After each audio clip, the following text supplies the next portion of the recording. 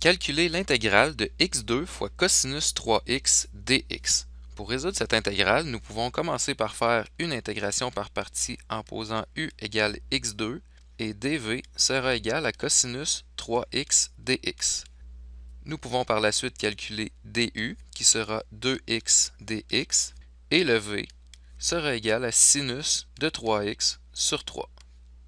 On peut appliquer notre formule d'intégration par partie sur notre intégrale x2 fois cosinus de 3x dx. Nous obtenons donc uv moins l'intégrale de v du, c'est-à-dire x2 fois sinus de 3x sur 3 moins une nouvelle intégrale qui sera sinus de 3x sur 3 fois 2x dx. Ici, nous pouvons sortir 2 tiers devant notre intégrale. On obtient x2 fois sinus de 3x sur 3 moins 2 tiers fois une intégrale qui sera x fois sinus 3x dx. Cette dernière intégrale peut aussi se résoudre en faisant une intégration par partie. Nous devons donc reposer un nouveau u et un nouveau dv. Comme u et dv sont déjà utilisés dans le problème, nous utilisons un autre nom pour le u et le dv, c'est-à-dire u1 pour x et dv1 sera égal à sinus 3x dx.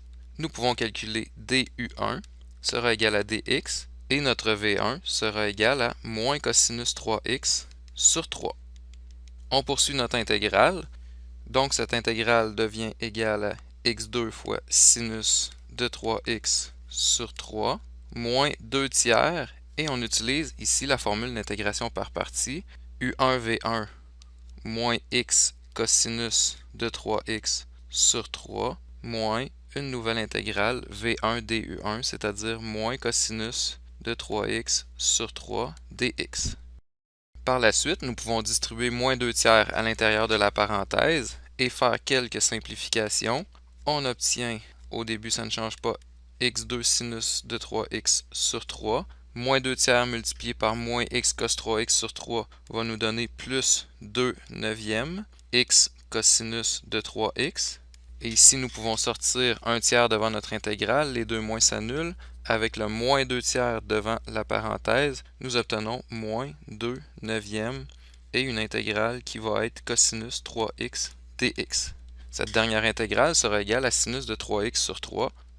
On obtient donc x2 fois sinus de 3x sur 3 plus 2 neuvièmes x fois cosinus 3x moins 2 neuvièmes.